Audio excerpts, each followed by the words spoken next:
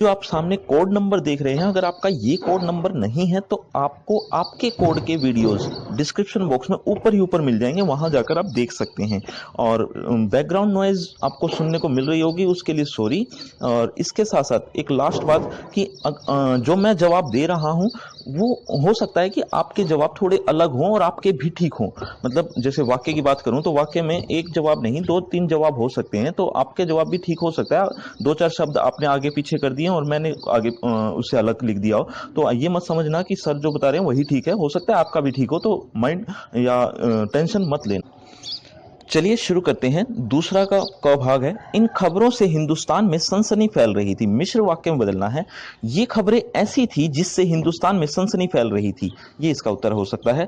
ख भाग है, इंडिया गेट के सामने जो जॉर्ज पंचम की लाट थी उसकी नाक गायब हो गई। ये आश्रित वाक्य छाटकर उसका भेद भी लिखना है, तो ये छाट लिया जाएगा। इंडिया गेट के सामने जो जॉर्ज पंचम की लाट थी, ये आश्रित उपवाक्य है, और कौन सा, जो आने की वजह से, ये विशेषण उपवाक्य है।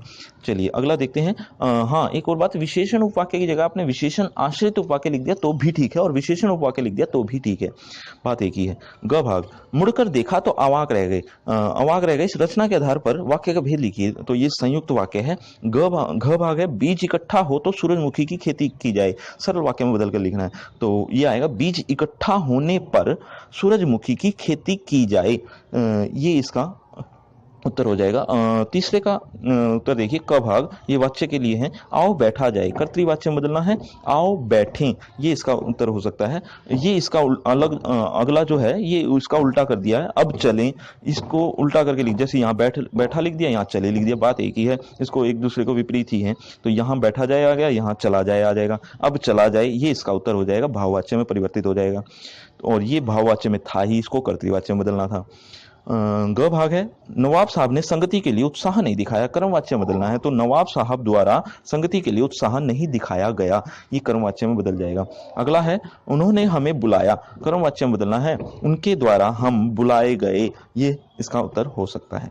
अगला प्रश्न है चौथा, यह कविता अच्छी है या बुरी, इससे मुझे मतलब नहीं है। नहीं का पद परिचय देना था, तो नहीं का पद परिचय होगा, क्रिया विशेषण अव्यय है, और है का, है क्रिया की विशेषता है, तो ये इसका उत्तर हो सकता है। ख भाग, इसी में से वह विवशता जागी। जागी का पद परिचय होगा, सकर्मक क्रिया, एक वचन, स्त्रीलिंग, भूतकाल। अगला है ग, सहसा एक चमत्कार, सूर्य उदित हुआ। सूर्य का पद परिचय देना है, व्यक्तिवाचक संज्ञा, एक वचन और पुल्लिंग, ये इसका उत्तर होगा। भगत ने अपने पतोहू को उसके भाई के साथ विदा किया। भाई के साथ, ये जो इकट्ठा लिखा हुआ है, जबकि ये इकट्ठा नहीं आएगा, पद परिचय इकट्ठा नहीं हो सकता इनका।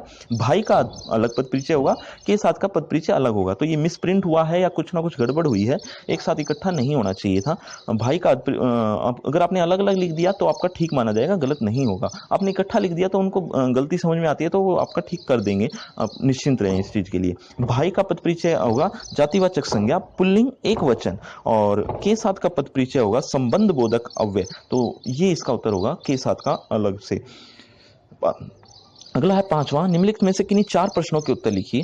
निम्नलिखित काव्य पंक्तियों में रस पहचान कर रस का नाम लिखना है, मतलब रस से संबंधित है, इनमें से पांच में से चार ही करने थे आपको। तो पहला है, माँ ओ कहकर बुला रही थी, मिट्टी खाकर आई थी, कुछ मुंह में कुछ लिए हाथ में, मुझे खिलाने आई थी।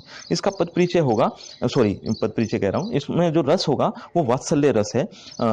अगला है ख, करुण रस का एक उदाहरण लिखिए। वीडियो में आपको मैंने बताया था कि आप उदाहरण जरूर याद करके जाना, एक एक हर एक रस के आपको लिखने पड़ेंगे। तो करुण, अगर आप याद करके गए थे तो करुण रस का उदाहरण आपने लिख दिया होगा, कोई भी उदाहरण चलेगा, जरूरी नहीं है आसान या मुश्किल, जैसा भी आपको आता था।